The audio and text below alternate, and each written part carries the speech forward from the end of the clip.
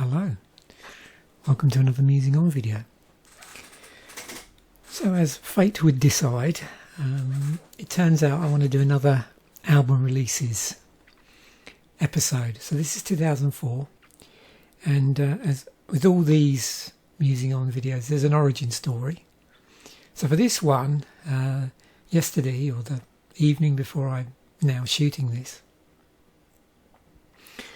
I was chilling out on YouTube, as I often do of an evening. I think I've been watching a few Game of Thrones videos, and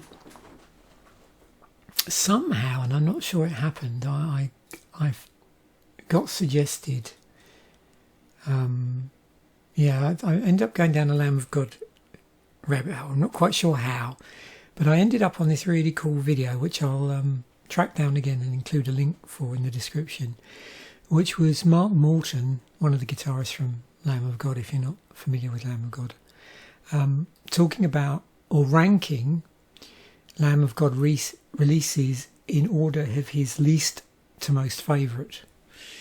And this was done, I believe, at around the time of the most recent album being released. And as often happens when you see videos like that, you know, you think, oh yeah, I should go back through and listen to some of their stuff again. And in doing that, when I sort of got up this morning and was looking through, I've got one of those classic iPods from several years ago, actually. I think I bought one sometime in the 2010s, and it's still going strong. And so I've got all my old CD collection on there. So when I went out for my walk this morning, I listened to Ashes of the Wake, and then I realised after I got back from the walk that that album came out August 31st, 2004, so it's 20 years old. Now, because of the release schedule on these videos and the fact that I started to build up a bit of a backlog isn't the right word, but you know, get a bit ahead of myself again, because I just like to shoot the videos when I feel like doing them, and because of that I make sure I built in a bit of sort of lag time or whatever, like a lead time. So yeah,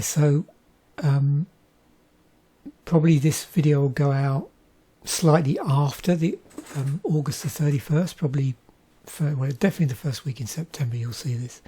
So yeah, it'll be the 20th anniversary of Ashes of the Wake by Lamb of God. So I thought it'd be interesting to just go through 2004 album wise. I do want to do a separate video called, like I did with the how I got into Iron Maiden, how I got into Lamb of God. So I'm going to avoid going down too much Lamb of God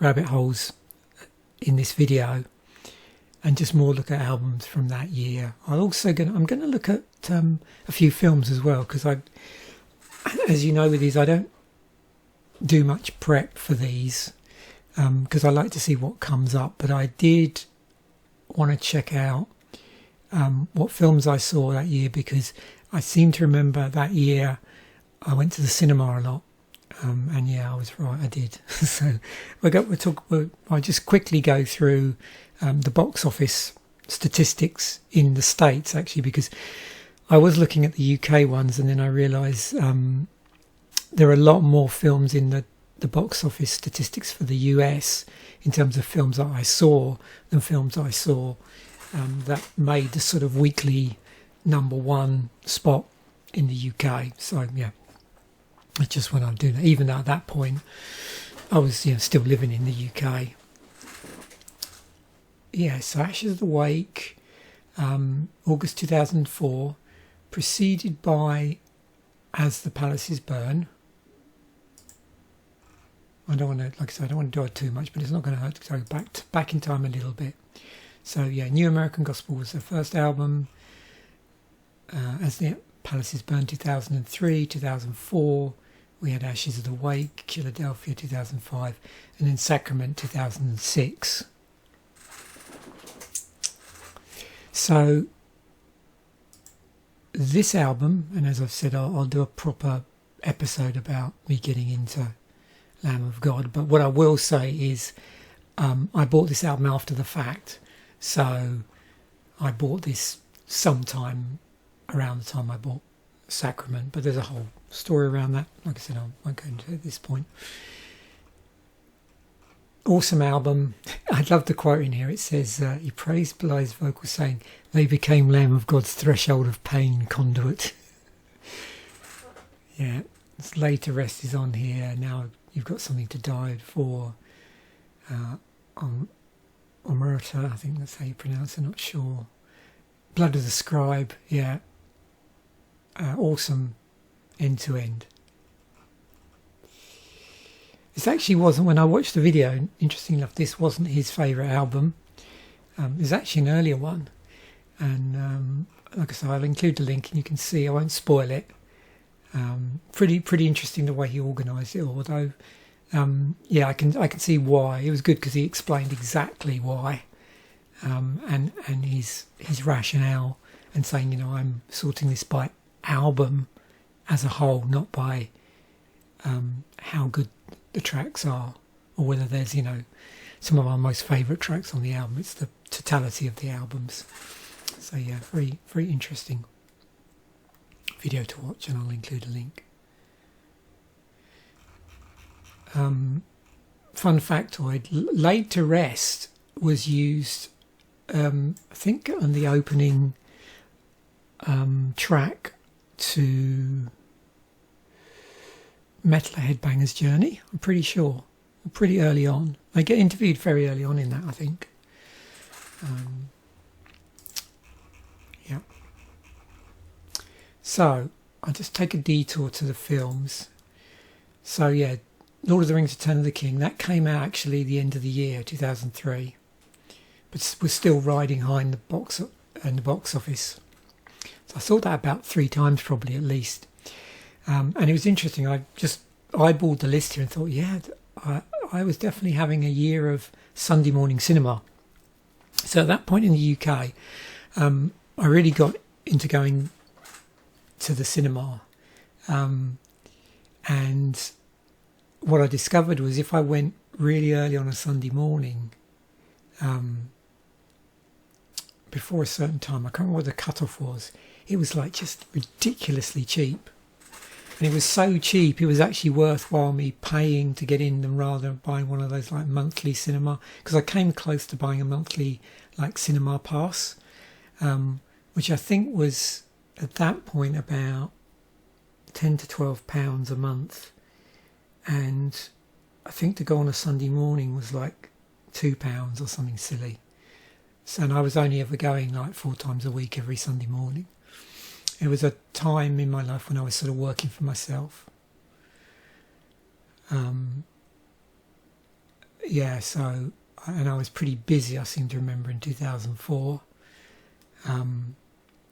And it might have been also, I think, it was pretty close. I don't know if it was that year, but I don't think it was. I think it was one of the following years.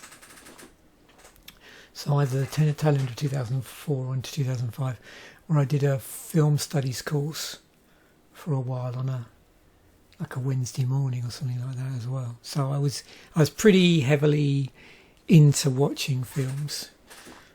I just did, every week I would just look and see, you know, what was being released that week and go and see it on the Sunday morning. So I saw Along Came Polly, The Butterfly Effect, 50 First Dates, didn't see The Passion of Christ, did see Hellboy, Kill Bill Volume 2, Man on Fire, Van Helsing. I don't remember if I did go and see Shrek 2 or not, I don't think so. Yeah, Prisoner of Azkaban, Fahrenheit 9/11. I'm trying to remember if I did actually see that at the cinema or not, can't remember. I have seen it, but yeah, I'm not sure if I saw it on DVD or at the cinema. Definitely Spider-Man 2 and I, Robot. For some reason, I didn't see The Bourne Supremacy, but that was the second one, wasn't it? So I hadn't seen the original. I do have this now on on the DVD. I became a bit obsessed with it after the fact, and I think one Christmas or birthday, my wife actually bought me the box set for that. You know, The Village, I remember seeing that. Collateral, Alien vs Predator, Hero, which is really cool. If you've never seen that film, I saw that. I didn't see Crouching Tiger, Hidden Dragon at the cinema, unfortunately. I wish I had. Although it was funny. I'm diverging off into a different story here, but that's what the fun of these is. So, Crouching Tiger, Hidden Dragon Side Story, that was 2000, but I remember in 2000 I was doing some work for a consultancy, and at that point, now which one was that one? There were several jobs I was doing for a management consultancy where I was doing IT training. One I did in Islington for the what's the name of the unit there? I can't remember, but that's like a refugee organisation. And there was another one which was really cool, which was I did some work for the Chinese Community Centre in London, or one of the Chinese community centres in London. And what I sometimes used to do when I used to travel up to London is I'd take the train from the nearest town where I live, so I'd like drive to the station. I think it was, so the nearest train station would have been East Grinstead train, and then took the Victoria line up to Victoria, and then I'd go quite early in the morning, and then rather than take the tube during rush hour, because I had a chat with one of my clients that I work with locally who was up in London all the time, said, yeah, what you should do is you should take an earlier train if you don't mind leaving early, and walk during rush hour. It's lovely, like that time in the morning was lovely. And where I was working through London, even though it was rush hour, just the bit I was walking through wasn't too bad. So I used to walk from Victoria Station through to where I was doing the training. And I remember where I walked through was past this cinema, and they were advertising Crouching Tiger, Hidden Dragon at the time. So that just reminded me of that. But that was in the 2000s. I was still working for myself in 2004. I don't know if I was still doing work in London at that point. It might have been, because at that point I'd got a bit braver, and it was... I'm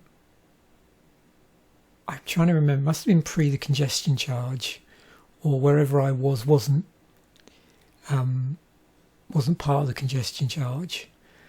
So at one point I did start driving up to London, because some places where I was working were further outside. There was somewhere I could park, but on that occasion I was actually in central London, so that would be why I took the train up. Yeah, so this came out, and there was another film. Was it House of Flying Dragons? No. Something that's House of Flying something. Yeah, the House of Flying something. I don't know if it's got it here, because didn't they use a similar cast? Yeah, there was some overlap here.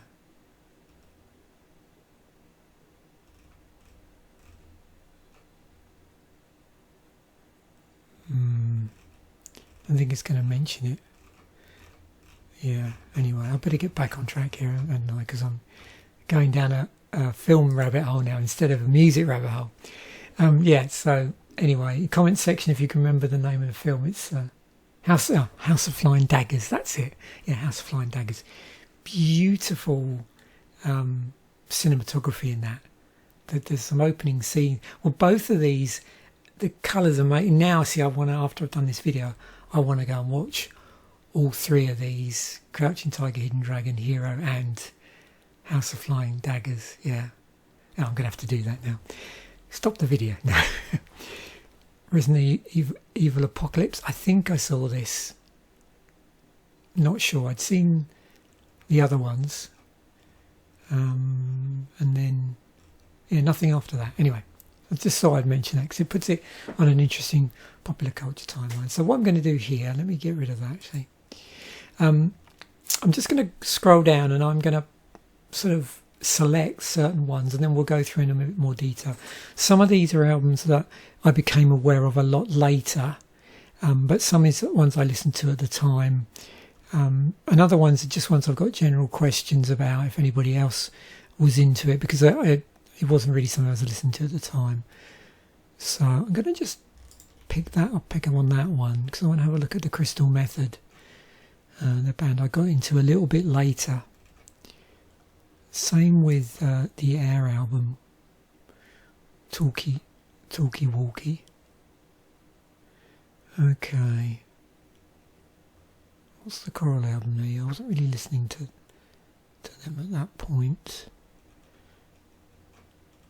There's a few albums here that I didn't buy, I've never owned. Probably the copies I've listened to, copies my wife had or has. But at the time, if you were sitting anywhere like in a hairdressers or barbers, you know, or out I used to love so Sunday morning I go to the cinema and then I might drive down to Brighton. But on the Saturday I'd normally always go shopping over in a place called Tunbridge Wells, and every so often there'd be a favourite barbers of mine. I used to go there and get my hair cut before I got clippers and just, you know, cut my hair myself. Yeah, I remember sitting in there and you'd always get the same stuff getting played. So I'm sure there's some albums here that fall into that category that you'd hear when you were sitting in the chair getting your hair cut. Where are we? Oh yeah, this is the one I think, yeah, Franz Ferdinand. So we'll talk a little bit about them, I'm sure. This album, yeah, I didn't listen to till a lot later, I don't think. Yeah, way later. Probably about 4 or 5 years after it came out. Oh, I'll bring that up because I've not really looked into that album that much. So far, these are albums that I just fancy taking a look at. This is the album that I actually bought when it came out. So, yeah, talk a little bit about that, definitely. What else have we got here?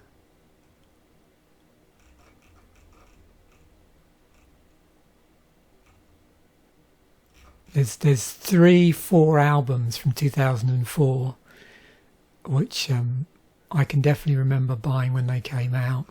So hopefully they'll come up and I won't accidentally, you know, skip over them or miss them or whatever.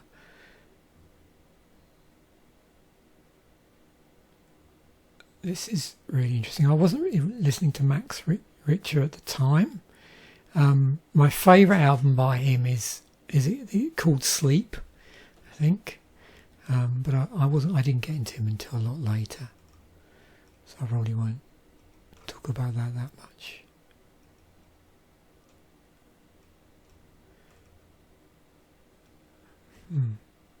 Temple of the Damned. Yeah, I pretty much stopped listening to Exodus by then. Oh, Rasputina, wow. They had a track on that Buffy the Vampire Slayer TV series soundtrack, actually.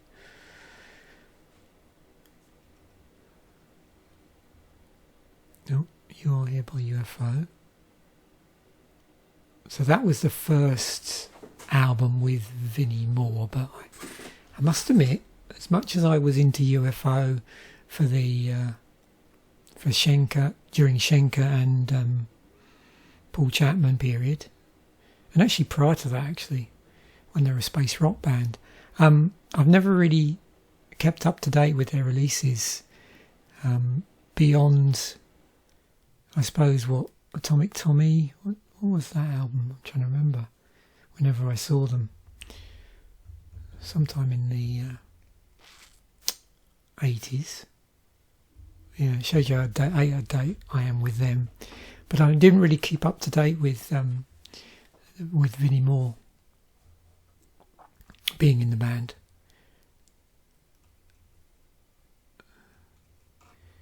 I want to take a look at this actually.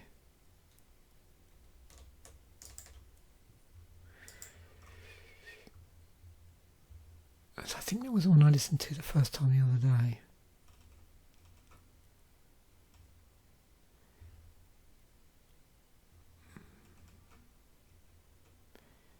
Oh yeah. So this is another one that I bought when it came out. So we'll definitely talk about that. You can see things are a bit over the place here. We got Probot, we got Anastasia. And as I go through these, it'll become apparent, like musically, things were all over the map for me. I wasn't really keeping up with In Flames at that point, having listened to them in a period sort of prior to that, up to about the 2000s probably, just the early 2000s. Oh look, Buckethead had an album out.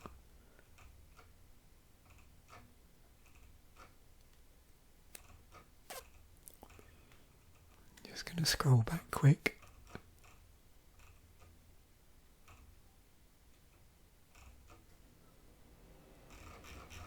Yep, okay.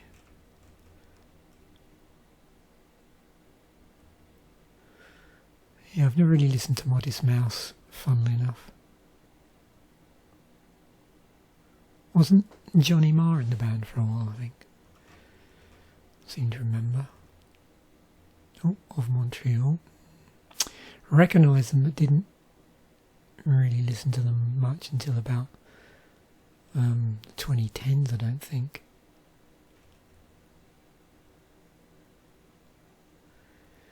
Yeah, I wasn't really keeping up with Joe Satriani. I did go and see him actually live in I think still in the 2010s maybe. I know I saw Steve Vai this year.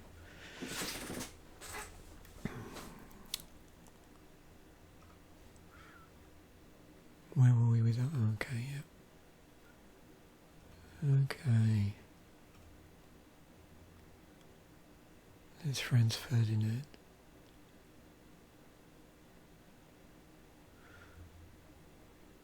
That early one must have been the UK release.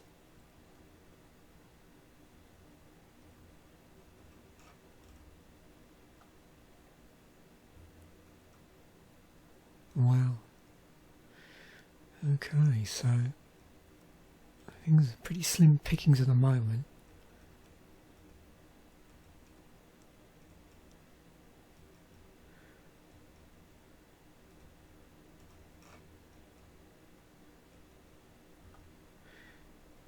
Okay, this was, yeah, I'm going to bring this up. I didn't listen to it that much at the time, but it is another one where I'm curious because it's another one which I'd hear a lot. You know, if I'm in a shopping centre or somewhere, you know, come on. Okay, here we go. Yeah, this album. Yeah, I bought that when it came out. Oh, I remember this. Right, yeah, that. And I didn't have this album, but I do want to mention Dragon Force because, oh yeah, here we go now. So there's a few things that are going to be mentioned here.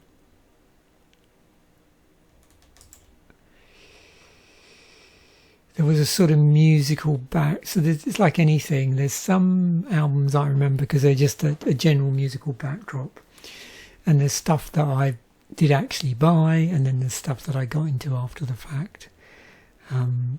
So I didn't remember buying this at the time, so I'm going to add that to my list. No, I can't remember when I started infilling Cardigans CDs. Sort of everything before was a Gran Turismo was when I sort of got into them.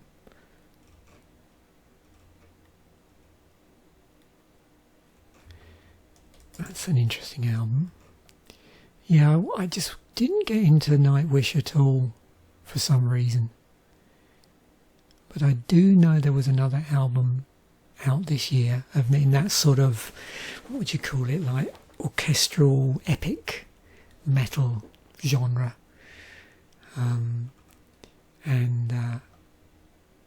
Yeah, I never listened to this album. Velvet Revolver. Chemical Romance, no. So that was out there. Actually, I will just bring that up because I remember seeing that in record stores. But yeah, there was... Oh yeah. Did I?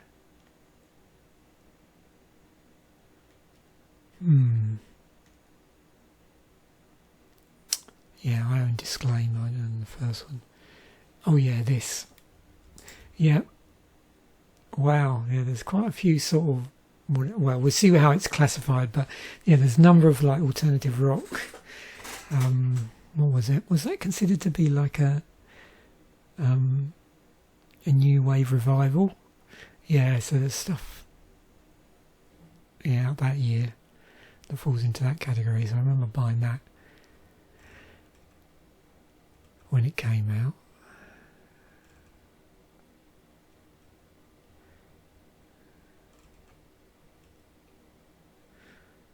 Wasn't really keeping up with the Scorpions. I was lucky enough to go and see them in the 2010s when they played somewhere in New Brunswick, actually. They were really good. I mean, really good. Yeah, sounded amazing. I think Queensryche might have been supporting. Oh yeah, Alexis on Fire. Although not at the time, but oh, this band, yeah, Crook Shadows. But I wasn't listening to them.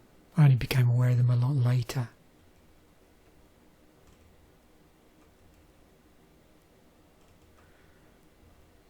Some Masugga.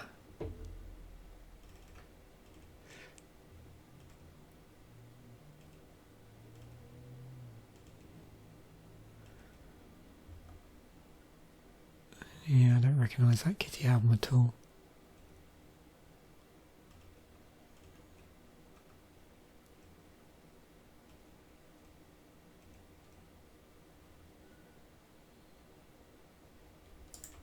I'll bring that up. I want to take a look at that. Alter Bridge were a band that I didn't listen to until a lot later. So the Prodigy, mainly because I want to talk about them because of Legion of Boom.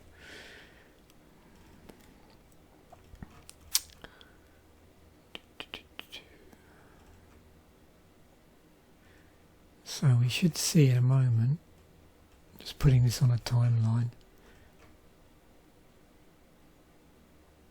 That's a remix album, the one I've already brought up.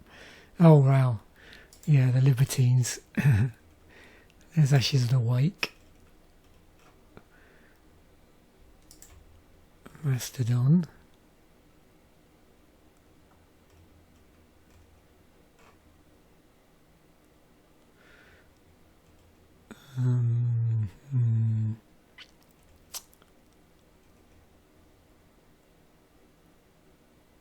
Yeah, there's loads of debut albums this year by UK bands.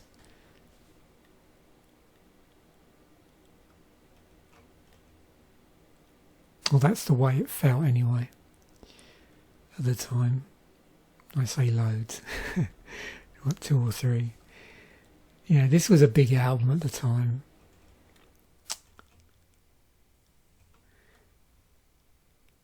I didn't buy that. I just want to check to see what the previous album was.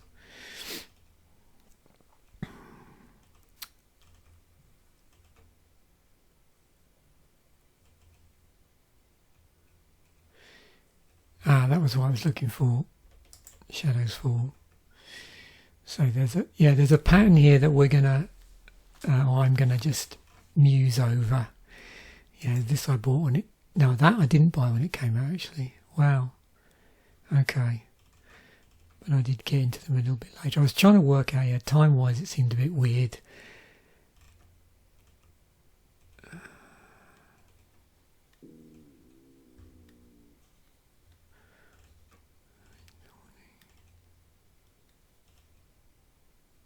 Oh, they reissued that then. Okay.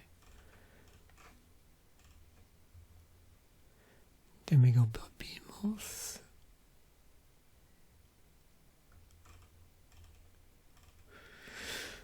I probably missed loads here, but I think I've grabbed the main ones I wanted to talk about.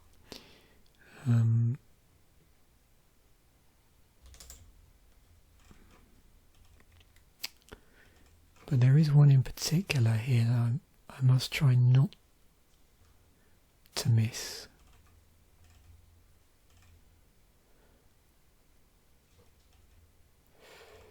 Because it was pretty major to the way my sort of music listening was developing or going, the direction it was going in. And I do know it came out this year because I bought it.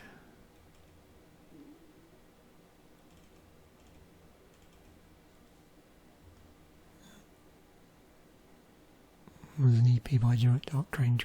Yeah. So yeah, I did own this.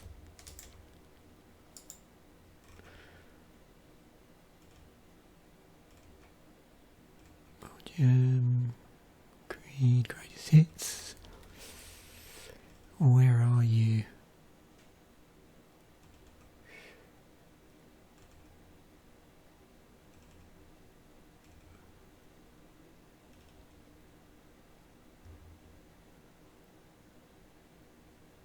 Oh, yeah, actually that's a pretty important album. Okay. It's gotta be on here.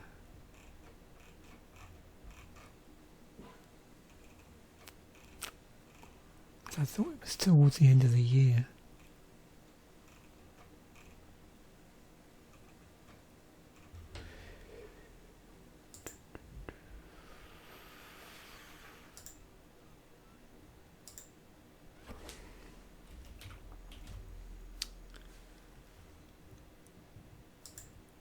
Ah, there it is.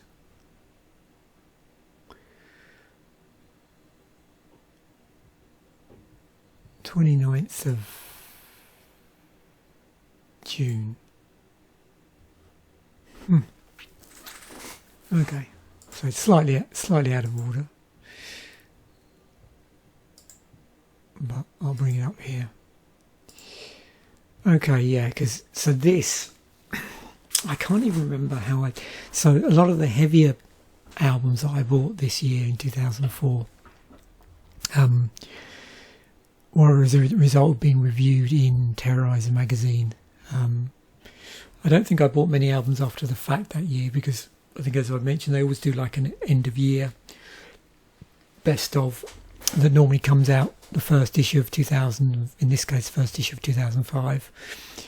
And one thing I did do quickly before I shot this video is I had a quick look at my list for that year and just what albums I'd bought. And there were only 3 albums on that list, and I do know that I bought them, as they came out. So I didn't bother to backfill at all. So this is drone metal dark ambient. So I was just sort of getting into this. It was around this time that I must have picked up on the Earth 2 album.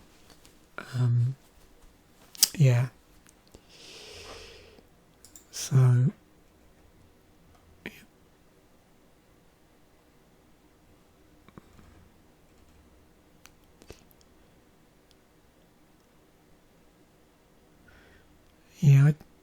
been listening to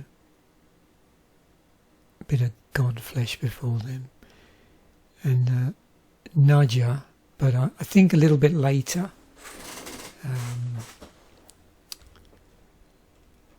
I think I think that's it. I just mentioned there.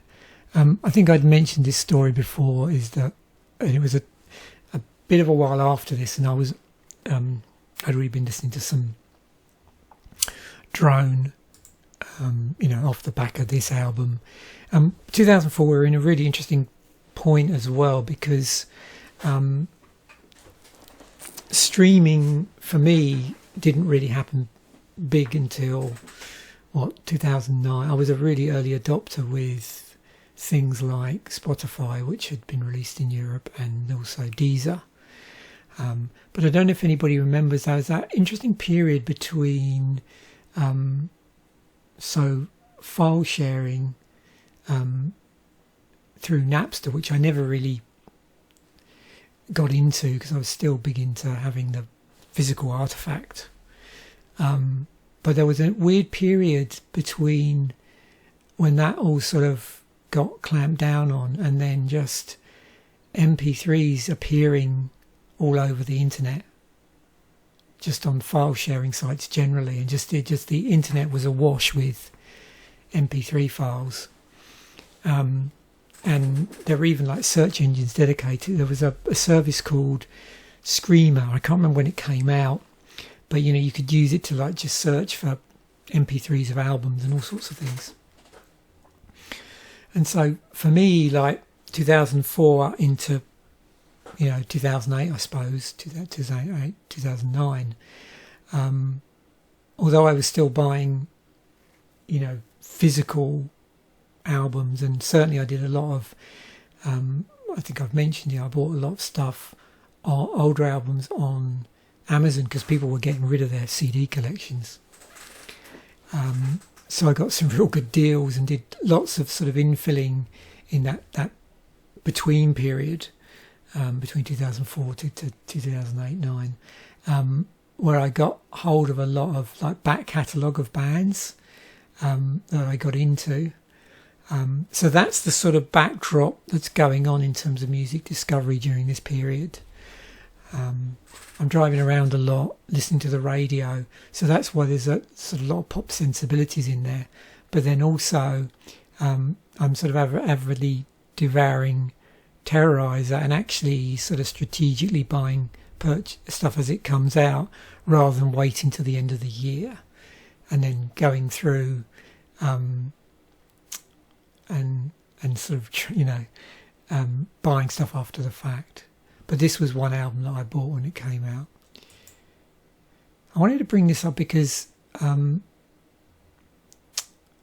there's some interesting people involved with this album. So Crystal Method were a band I wasn't aware of until after 2009, and then I remember sort of going back and listening to their sort of back catalogue on Spotify. There is sort of in this big beat category, which is the same as bands like The Prodigy, Chemical Brothers, Fatboy Slim, and I'd already been listening to The Prodigy since probably about Music for a Guilty Generation, and even before that, the time of Charlie Says, and then the Chemical Brothers probably around the time of Exit Planet Dust, maybe. If you like, if you haven't checked out Crystal Method and you do like sort of big beat, or you like some of those other bands I mentioned, I'd definitely check them out. I mean, this album doesn't get a very good rating, but I enjoyed it when I listened to it. The other one is the one with the... What's the one with the speakers on it? Unless there's an alternative cover. That one, yeah. 2009.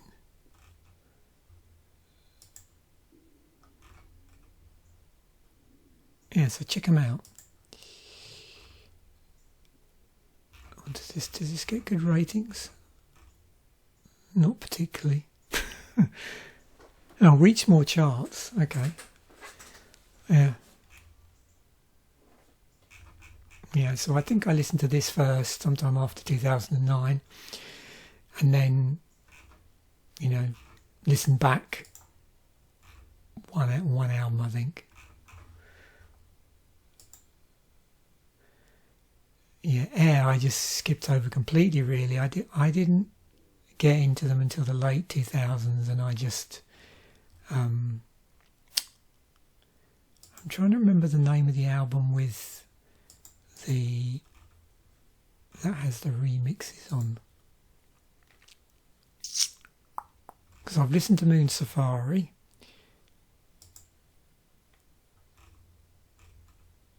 Yeah, there's an album which has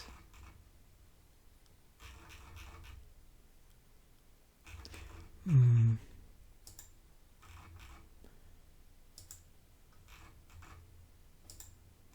there a later album? Yeah, I'm not sure. I'd have to look at their back catalogue. Let me just see here. But yeah, Talkie Walkie was out in 2004.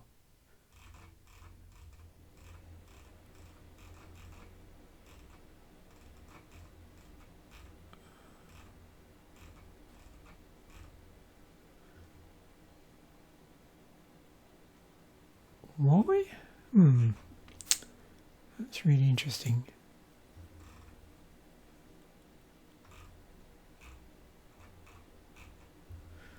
Yeah, I'm now trying to remember whether it was that was their first album I listened to after the fact, or it was another one. Or the one I've got has got more remixes on it anyway. But yeah, they were you know, still. Yeah, that was it. Cherry Blossom Girl was one I remember of that time.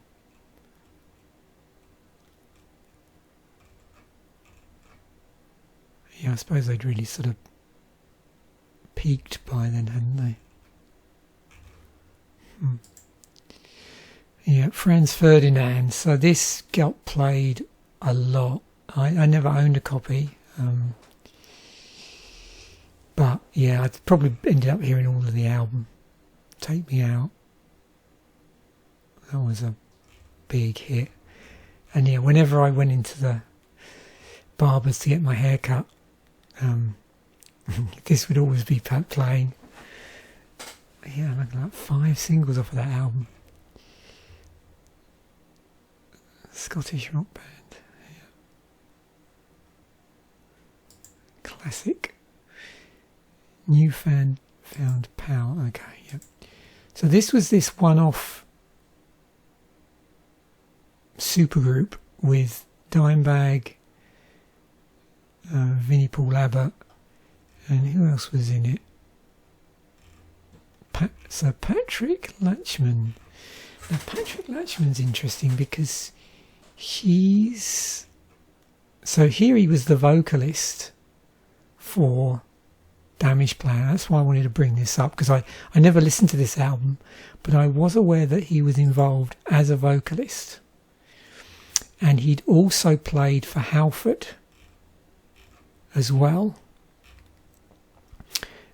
So he played, he must have played with them when I saw Halford live in 2000.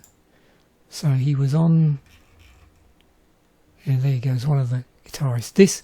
This was an awesome lineup. I even had Roy Z playing on guitar as well. Yeah. Isn't there a... Oh, that's right, yeah. Because there's an interesting connection as well, I think, isn't there, between Bruce Dickinson and Roy Z. There's a Bruce Dickinson album with... what's the name of the guy? The other Iron Maiden fella. Where's it gone? Have we got the solo stuff? Where are we? Yeah, Chemical Wedding. Yeah, look at all the cross connections here. This is, yeah, Adrian Smith. Yes, so some interesting interconnections there with Damage Plan and Halford and Bruce Dickinson, and yeah, through Patrick Latchman.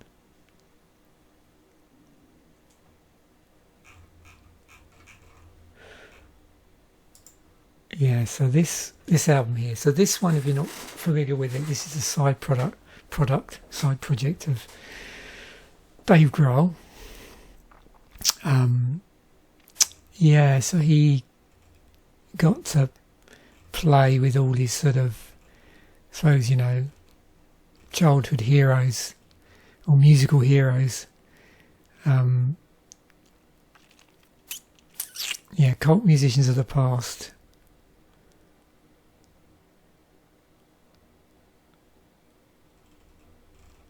And it's a pretty interesting album. So you got Lemmy on here.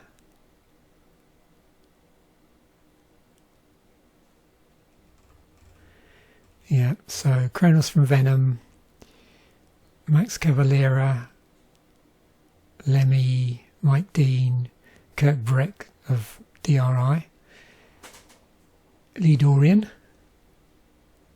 and Kim Thar's on that as well. Okay, yeah. Wino's on here. That's really good. The Emerald Law. Big Sky. I really like this track actually. It got a bit of flack at the time, but it's got Tom Gabriel Warrior, and I'm trying to remember what particular project he was on at that point because it sounds quite different. Yeah, this one's got Snake and Voivod on it, and then also there's Eric Wagner of Trouble, and King Diamond as well.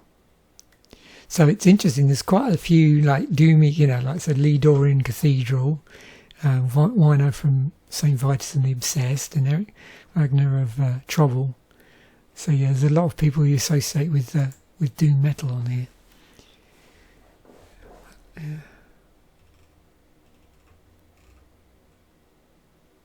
Oh, Jack Black. Okay, hidden track I Am the Warlock. Yeah, I really enjoyed the album actually. And interesting artwork. So it was, okay, so he did, I thought, yeah, that looks like a Ways work from Voivod. So yeah, he did actually do that. Yeah, Southern Lord. I wonder if that's ever come out on vinyl.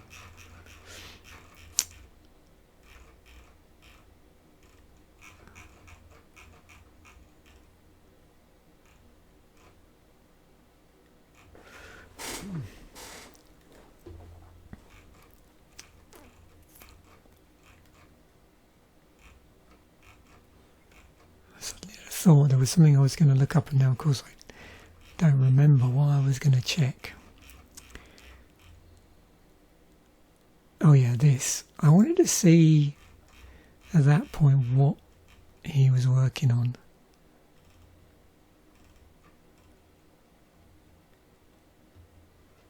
Yeah, so the last thing was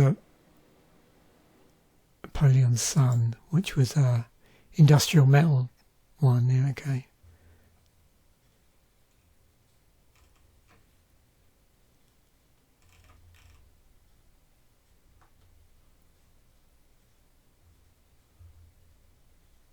I never listened to it actually. I don't know if anybody watching this video has.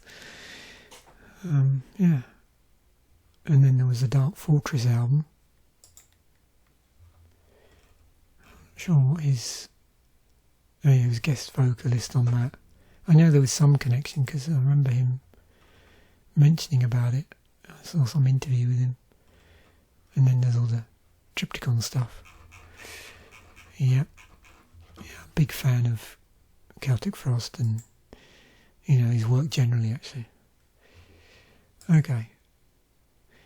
Yeah, I'm trying to remember.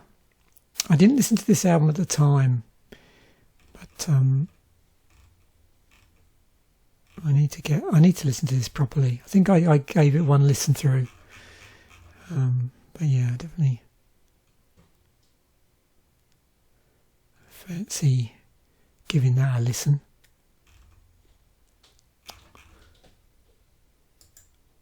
Oh yeah, I remember buying this. This was all over the radio. So this was, I remember it had, was it called something like Sprock? Soul pop rock, I think. But yeah, there's quite a big guitar on it. So, and it's a pretty angry album as well. Yeah. But yeah, I really enjoyed it. And I was thinking about it this morning because I realised that it had come out in 2004, and I don't know if anybody gets this, but sometimes you have a certain memory that jumps into your head of that must be triggered because you were playing it on a road trip or somewhere. And I remember I was pretty busy bee in 2004, in terms of sort of just driving in my job that I was doing, working for myself, and going to see really interesting clients, and also going to the cinema a lot, and just generally driving around. But I was also at that point I got a bit obsessed with birds of prey, particularly owls, and I think there was a day where I took the day off during the summer. It was a lovely day, and I drove down to a sort of conservancy place, that rehabilitates birds of prey. It's quite far away. I'm trying to remember where it was, but quite far away from where I lived. Anyway, I had to drive around the M25, and it was because it was such a nice day. I think everybody had the same idea, and people had like taken the day off. It was sort of mid-morning. It wasn't during rush hour, but it was busy. I mean, really busy, like it is in rush hour. And it was just nose to tail. I don't know if anybody watching these videos lives in the UK, but they know exactly what I mean on the sort of M25. And, it's going along at a snail's pace. But as I'm driving along, there's just accidents everywhere. Just people, these like fender benders. So I decided to just turn off the motorway, literally 3 turn-offs early, because it seemed like so chaotic on that day. I think people were just not paying attention because of the heat, and not everybody in the UK at that point would have had air conditioning in their car. So I thought better of it. And just for some reason, when I thought this album, that flashed into my head. So I must have been playing this album around about that time. I find that with other things, I get these weird driving memories of certain places. I think I've said it before, like when I there's one whenever I think about the Blink 182 album, with all the small things on it, and it always reminds me of driving under a certain bridge on the way to teaching at college, because I used to play the album so much when I was driving there in the afternoon for doing my sort of evening stint. So yeah, it's cool how albums sort of do that, just take you back to sometimes like a specific incident, incident. Didn't really get into this band that much. There was a sort of whole load of post-Britpop bands kicking around. The thing I always remember about this band were they had a pretty sort of prominent piano sound, and they were a 3-piece as well. So I'm assuming, I don't know what they used to do on tour, because it looks like this fella. Who pretty much does piano, keyboards, bass, backing vocals, co-lead vocals, yeah. So, but I just remember things like Somewhere Only We Know. That one. What were the singles off of here? Wow. Everything's Changing. Yeah, I will have to listen to this album. Actually, I've never given it. I don't think I've listened to it probably once. Years later. So it's nice as after I do the one thing I do when I do these series is the only album I really listen to is the album that triggered it all. Before I do this, and then what's nice is after I do it, I go back through and listen to some albums. Oh yeah, this album. So at this point, I was just my ear was because of getting bent towards, I think what they were calling it, the new wave of American heavy metal.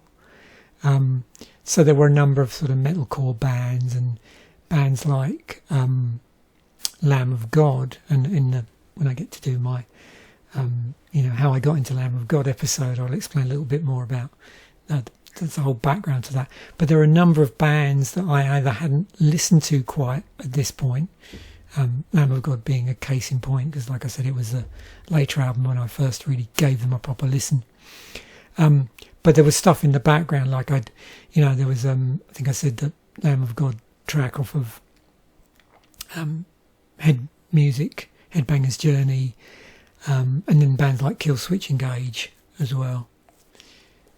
And so I remember buying this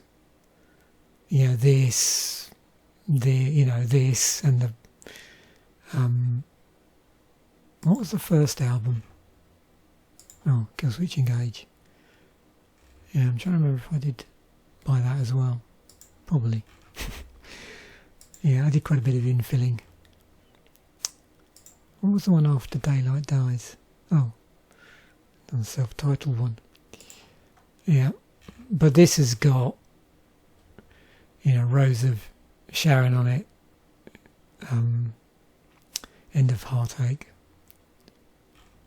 Yeah.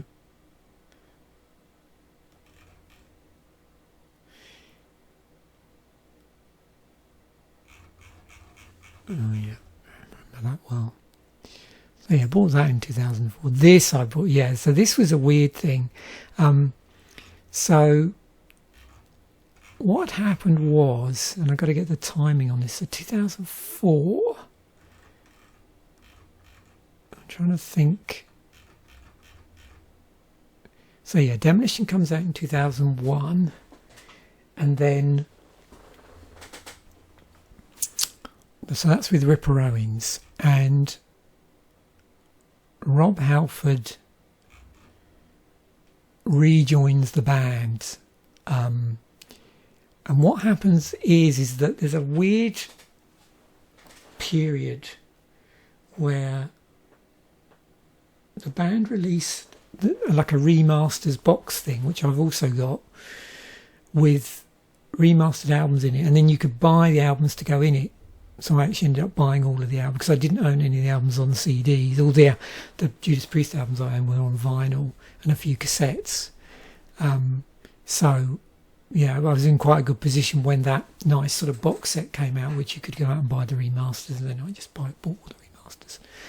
But then they did an interesting thing where they put out this 4 CD and a DVD box set in this black box with like this sort of faux leather with studs around it.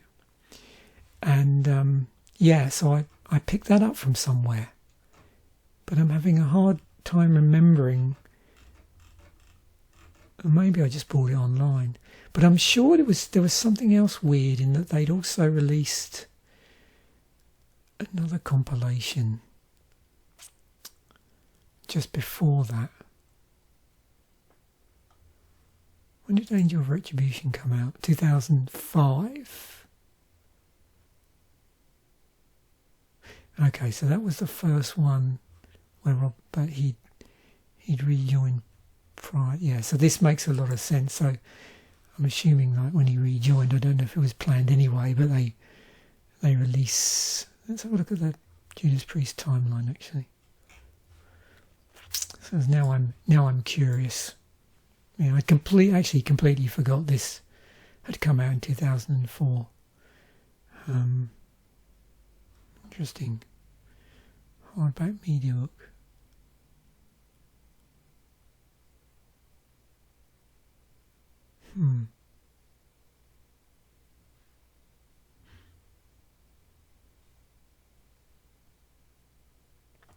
What was I going to check? Oh yeah. Let's look at the timeline. Suppose I could have just... okay, yeah, so 2003.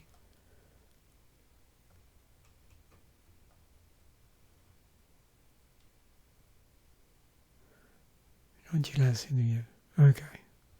So it did coincide with that.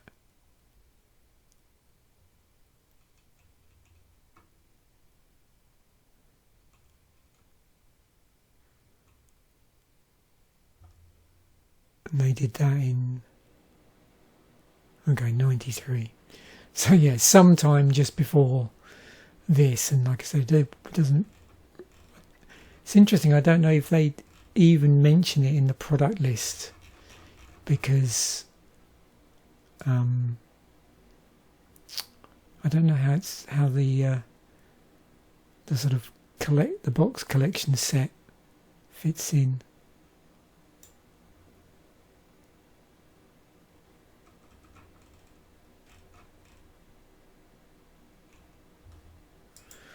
Let's see if it's listed anywhere. Because now I'm curious as to when that came out, because it packaged together everything up to Painkiller, I think. Remastered it. Those are the CDs. The CDs I'm talking about is the ones with the extra. They also shoved on some extra live tracks that were either live versions from that. Or live versions of songs from that period, not necessarily recorded in that period, I think. But also there was some studio tracks that were stuck on there.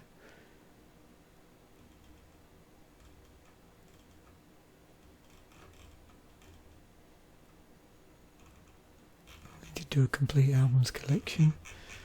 It should say, actually thinking about it, if I look up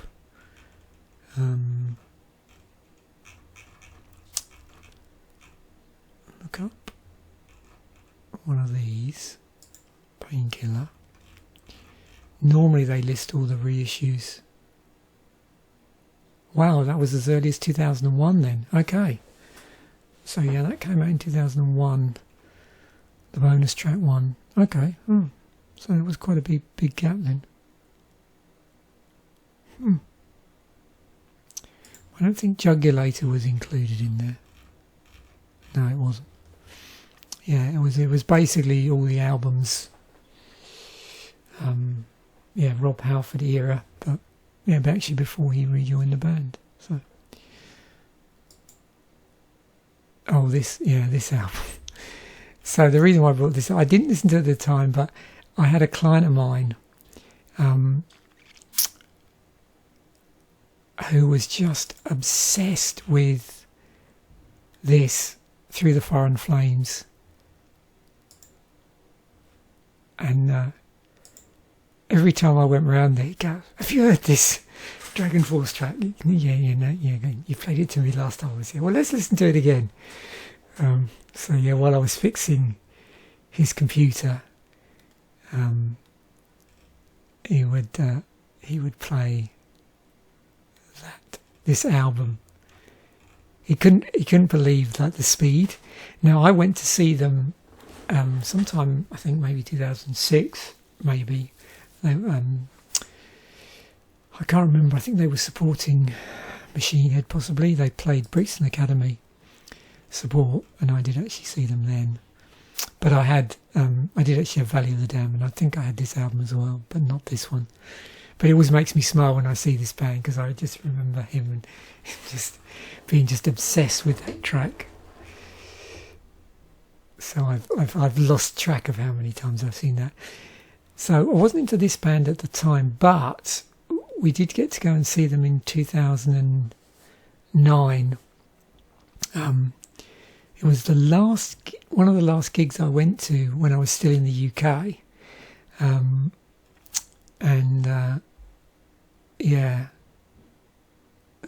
Was it the summer of 2009? Somewhere around then.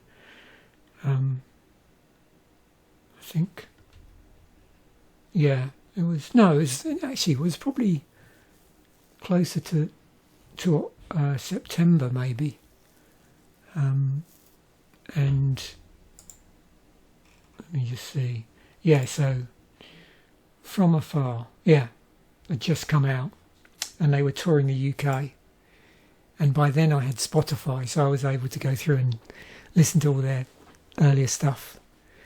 And it just, this makes me smile because it's got the song Iron on it. And if you know Ensiferum, and you've ever seen them live, you'll know the significance of this song. Has a rather catchy melody line on it, which often gets sort of sung or chanted. Da, da, da, da, da, da, da, da. And that's often how they introduce it. So yeah, even though I wasn't into them in 2004, whenever I see this album, it brings a big smile.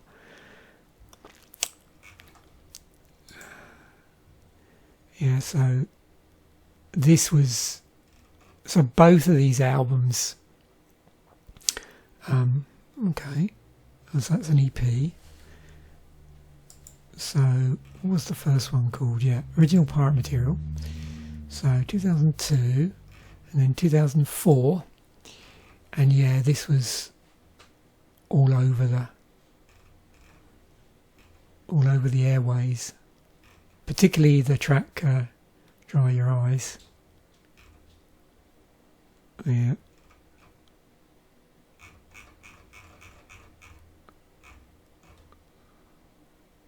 Never owned it though. I did listen to it a lot later, and a friend of mine had a copy of it as well. That's probably why.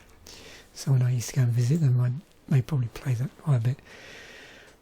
All this when it came out, mainly because it had this track, which did really well in the charts, I think. I seem to remember. Actually, now I come to think of it, I think this was played on later with Jules Holland. So that's how I became aware of it. I've done that before, like I've bought albums off the strength of seeing a performance on later with Jules Holland. I did that for this album. I did it for Her by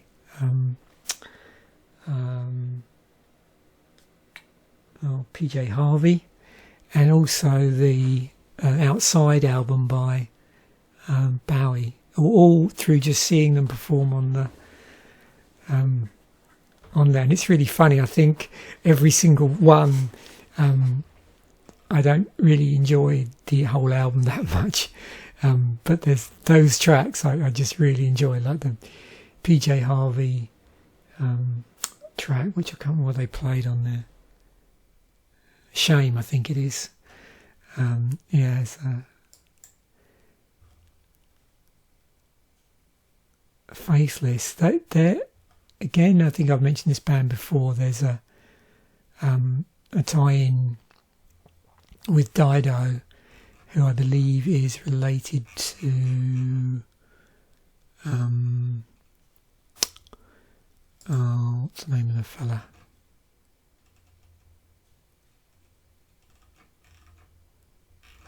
So I know Sister Bliss is in here, but yeah, Rollo.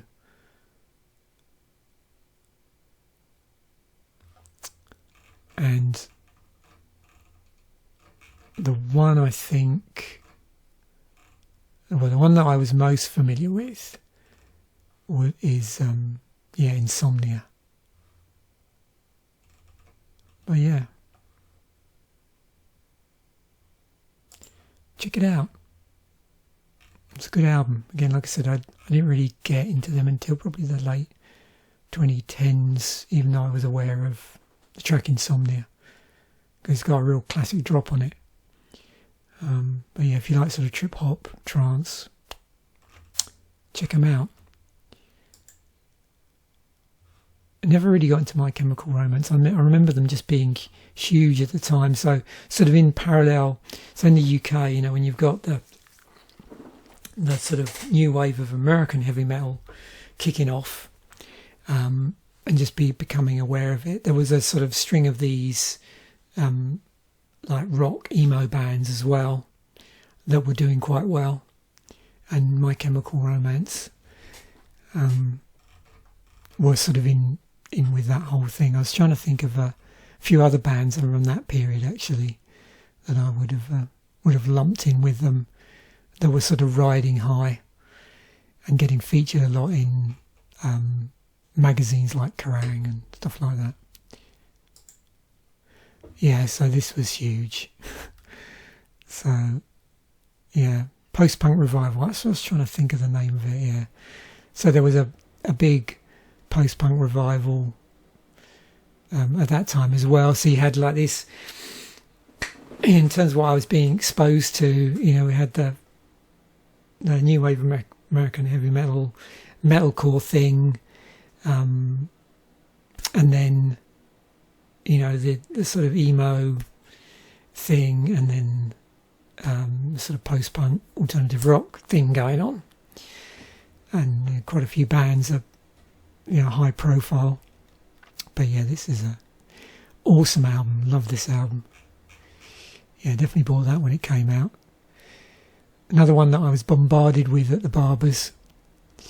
So Alexis on Fire, weren't aware of this band specifically at the time, but what happened was, my wife is a big fan of both this band and Billy Talent, and it was really through exposure when I first met her that that I actually got round to listening to Alexis on Fire and Billy Talent. And sometime, I suppose, between, when did I join? Well, so Mog, the music blogging site, 2007 into 2008, I sort of started infilling with their sort of back catalogue, along with some of the Billy Talent stuff. Yeah. But yeah, they had an album out in 2004.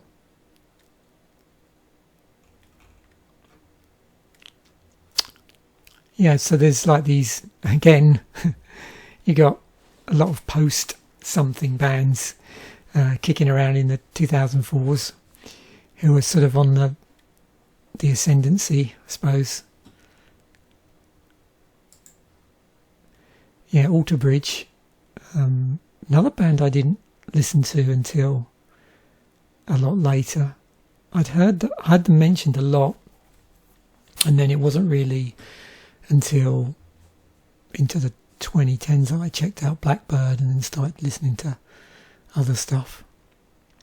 And no particular reason either with them. I just never got around to listening to them. I wouldn't have a clue how much their stuff was played on UK radio. And I'd heard their name come up on various YouTube videos, maybe guitarists talking about them. Because I really like Miles Kennedy is just so talented. I actually prefer his lead on on Blackbird than Mark Tremonti's. But yeah, amazing singer, really good guitarist.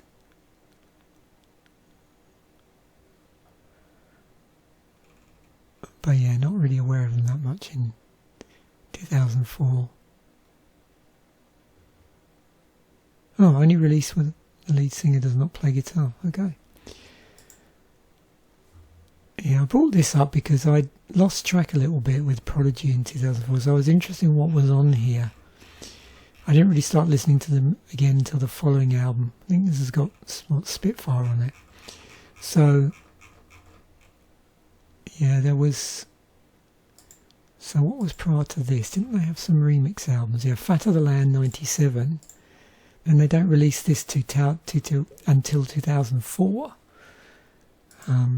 and that comes out.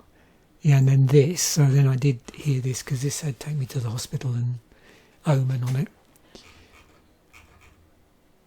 Yeah, but yeah, completely sort of oblivious to this, really. Same with this band. See, another, like UK indie rock band that were in the ascendancy, Libertines. So this was their second album, but I didn't really listen to them that much. I remember this was a big single.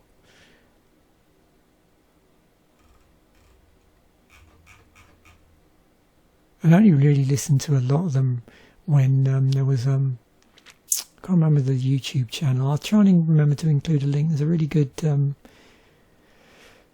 episode they did on the Libertines. They do these like musical sort of documentaries, but I can't remember the name of the channel, but I'll include a link in the descriptions. There's Ashes of the Wake. Yeah. Awesome album. And like I said, I'll do a separate episode about Lamb of God, so I won't talk about them that much in this one. This was a big album that year, but I never got to listen to it. I did see them in sometime in the 2010s when they supported Judas Priest. They did a gig in Halifax that I went to. I always remember it because I could hardly stand up. I'd messed my knee up. I was doing a lot of installs and having to crawl under desks at a firm I was working at, and I bashed my knee a lot and it sort of swelled up.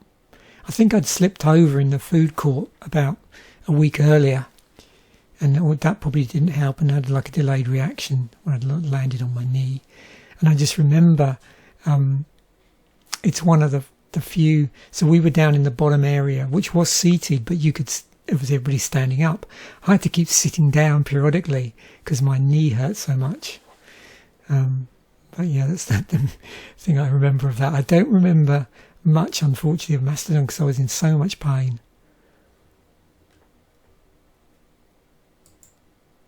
Kasabian, I haven't really listened to them that much, but again, another debut studio album.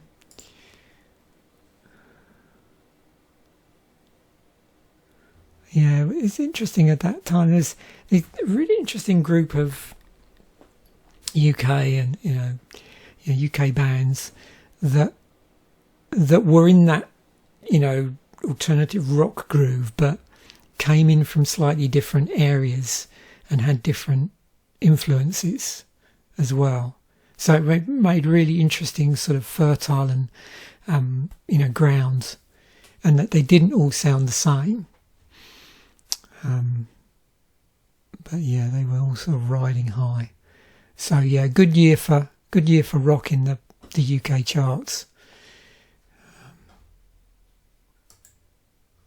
This was a big album, and another Canadian band, another one that I wasn't really that aware of. I must have heard this at the time, but yeah, only retrospectively have I listened to this album. And I did go and see them live. I think, didn't they support U2 in Moncton? They may have done. But I know I also saw them headline in Halifax one year. Yeah, I'd sort of lost track of it. So the last time I really listened to Metallica, I meant Megadeth, sorry. Megadeth was when I went to see them live supporting The World Needs a Hero. And so I didn't really keep up with them after that point. Yeah, Chris Poland played on this then. Did he play on all of it? Most of it, actually. So they must have just got rid of I'm trying to remember the name of the guitarist that was playing when I saw them.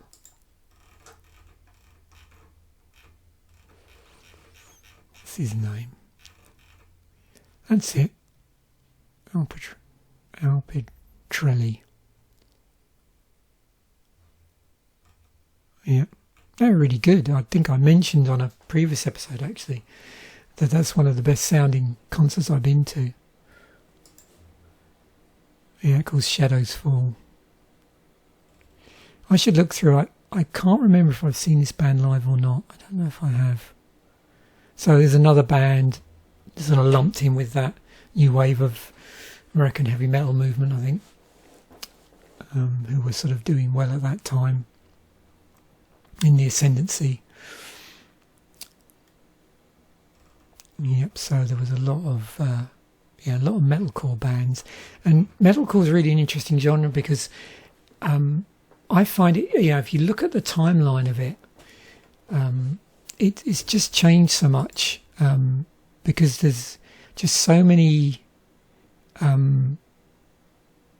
sort of musical styles that get absorbed into it. Like if you listen to Earth Crisis, which is when I first started listening to metalcore, or even sort of prior to that, like Crossover, but certainly Earth Crisis it had completely, well, not completely, but quite a different sound, because I listened to Earth Crisis around the time of Gomorrah's Season End, and I remember listening it to the time and I'm thinking, wow, this sounds like a sort of more like hardcore version, if that's possible, of Slayer, and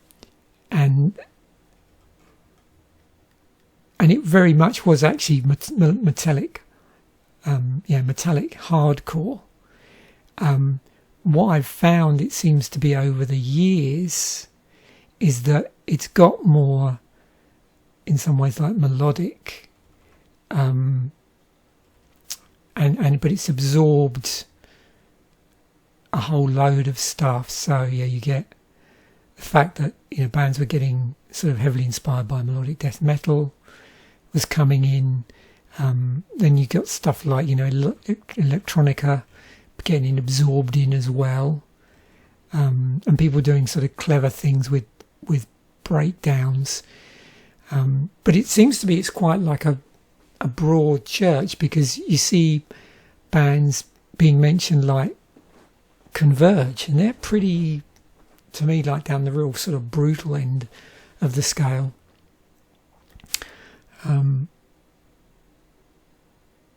Now I did see Johnny Truant.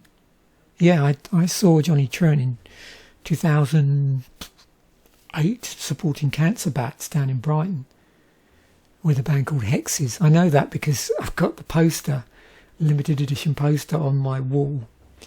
It's a really lovely gold poster. That's supposedly limited. I can't remember how many. It's got like a little pencil in, so many out of so many. So I've seen Johnny Truant live. Yeah, they were pretty hardcore actually. Yeah, so it looks like they, you get these subdivisions within metalcore of melodic metalcore. Now, so yeah, Kill Switch Engage, Shadows Fall. Oh yeah, this band. So I did listen to them. Avenged Sevenfold. Which one did I listen to? Probably this, 2003. Yeah. So yeah, I can see where my listening... Yeah, I remember this coming out in 2005, so the following year.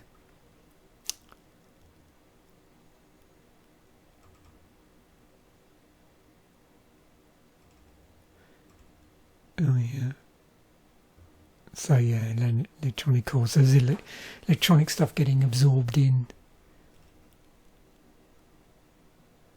I wonder where sort of architects fit into all of this. Oh, there we go. Surprise, surprise. Yeah. Yeah, I was lucky enough to see them in... trying to remember when it was now, 2010?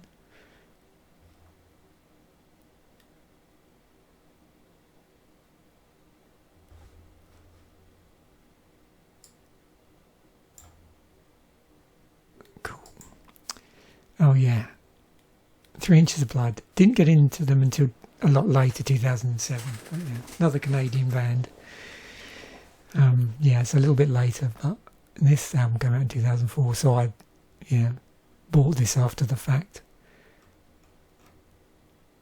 Yeah, Deadly Sinners. That's the weird thing though, because I remember seeing that video first, I think. I'm trying to think when that would be. It must have been later though than 2004, because I'm just trying to think why I had as for internet connection back then. Because also in this sort of interesting period, I don't know if anybody was doing the same sort of thing, but I'd mentioned about so we're not into streaming services, which come towards the end of the decade, but just MP3s are just ubiquitous, and stuff's being uploaded to YouTube as well, like tracks, and the video stuff's appearing on there and all sorts of things. So.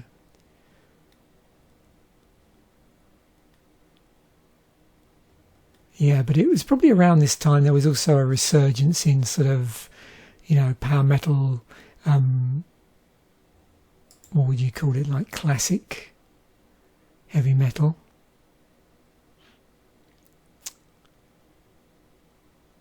And so there were a number of bands around this time who were, very much sort of harking back. The reason why this band was so interesting is they had dual vocalists. So they had a clean vocalist and a screamo guy, and I thought that was really cool.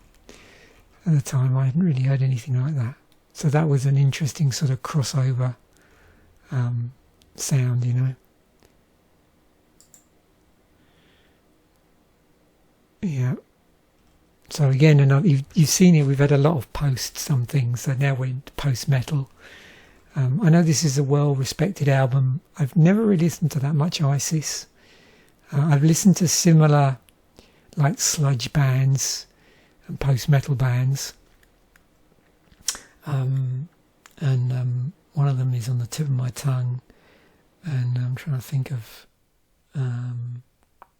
Neurosis. Yeah, Neurosis. But never really got around to listening to this band until quite recently. But I remember seeing, all these. It's really interesting. There's what's their record label? But there used to be. I can remember going into record stores, and a lot of these CDs would have this sort of paper thing down the side. They were starting to put on albums inside the shrink wrap. And so I'd often see albums like with that on it. But I was always intrigued more than anything by their album covers.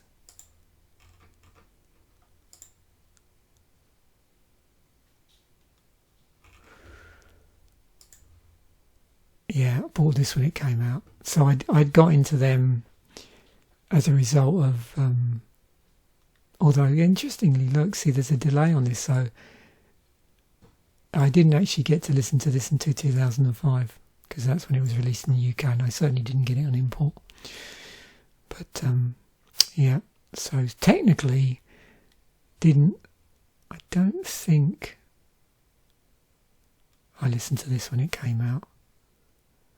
I remember seeing it on the actually buying it from the stores. But it was really, this was the album that I got into, and again, it was a bit delayed on this one.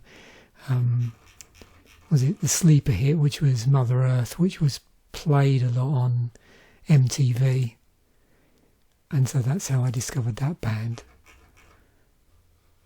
Yeah, they say they had another album that year, and then this one, which must have, Black Horse and the Cherry Tree. I don't have this album, but I always remember the performance. This one later with Jules Holland, which is why I suddenly thought of it when I mentioned, I mentioned Jules Holland, I think, halfway through this video. But yeah, that was another one where it's really cool performance, but for some reason I didn't buy the album. I don't know why. But yeah, that performance, she just does this like completely, on her own with a looper. Now on this, there's other musicians, and it was pretty cool to see someone do that. It's the first time I think I'd seen that sort of thing done with a looper.